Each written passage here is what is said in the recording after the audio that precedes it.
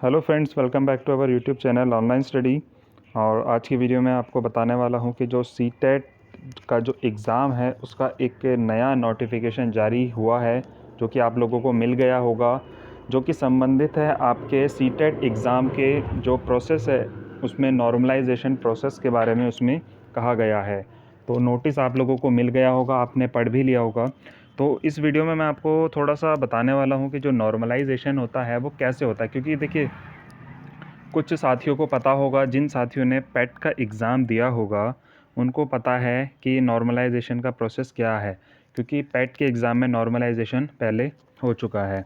ठीक है, अब सीटेट के एग्ज़ाम में नॉर्मलाइजेशन कैसे होगा इसके विषय में हम जानेंगे इस वीडियो के अंदर। तो नोटिस आपने पढ़ लिया होगा, नोटिस पर मैं नहीं जाऊंगा, वो आप लोग ने देख ही लिया होगा क्योंकि नोटिस सभी को मिल गया था। ठीक है, तो सबसे पहले तो मैं आपको बता देता हूँ कि आपका एग्ज़ाम जो है वो आपका 16 तारीख से, यानी कि 16 दिसंबर से आपका 13 जनवरी तक आपका होने वाला है। ठीक है, अभी तक जो है वो सेंटर की सिटी का नाम जो है वो अभी तक आ गया है। जिनका पेपर दिसंबर के अंदर अंदर है, यानी कि 31 दिसंबर तक जिन लोगों का पेपर है उनका पता चल गया है कि किस शहर में पेपर है। आपके एग्ज़ाम डेट से 2 दिन पहले आपका सेंटर का नेम आ जाएगा, यानी कि मान लीजिए आपका, जैसे अब जिनका 16 तारीख को पेपर है उनका आ चुका होगा। ठीक है, यानी कि मान लीजिए आप जिसका 20 तारीख को पेपर है तो उसका 18 तारीख को डिक्लेयर हो जाएगा कि आपका सेंटर जो है वो कहाँ पर ठीक है। तो सेंटर को लेकर के आपको परेशान नहीं होना है। आप लोग बोल भी रहे थे कि सेंटर वगैरह के बारे में कुछ बताइए, कैसा क्या प्रोसेस है, तो उसके बारे में मैंने ज़्यादा बताया नहीं है कुछ, क्योंकि वो आपको पता चल जाएगा आपके एग्ज़ाम से कुछ दिन पहले। और जिन लोगों का एग्ज़ाम जनवरी में है उन लोगों का अभी तक कुछ भी नहीं आया है, उन लोगों का भी सिटी भी नहीं दिखा रहा है, उनका सिटी दिखाएगा कुछ दिन बाद।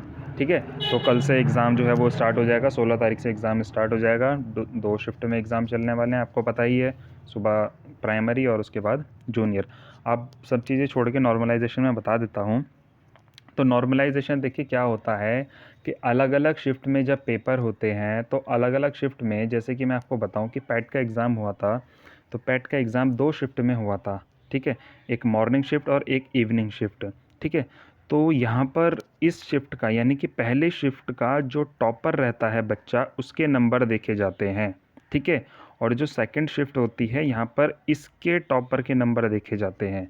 ठीक है, उन दोनों के नंबरों का एक एवरेज लिया जाता है।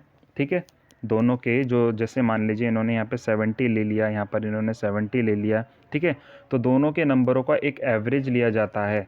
तो इस शिफ्ट में जिस बच्चे के नंबर कम होंगे, ठीक है, फर्स्ट शिफ्ट में जिस बच्चे के नंबर कम होंगे, नॉर्मलाइजेशन प्रोसेस में उस नंबर को बढ़ा दिया जाता है।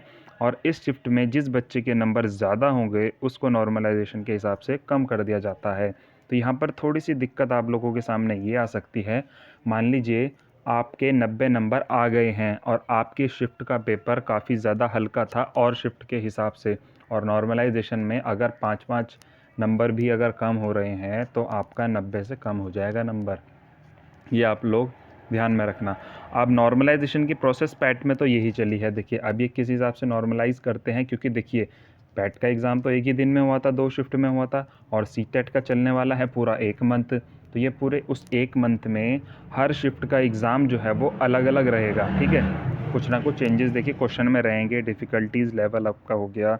ठीक है, आपके क्वेश्चन कुछ मीडियम रहेंगे, कुछ लो रहेंगे, कुछ बहुत ज़्यादा टफ रहेंगे, ऐसे रहने वाले हैं। ठीक है, 150 क्वेश्चन आपके ऐसे ही रहने वाले हैं।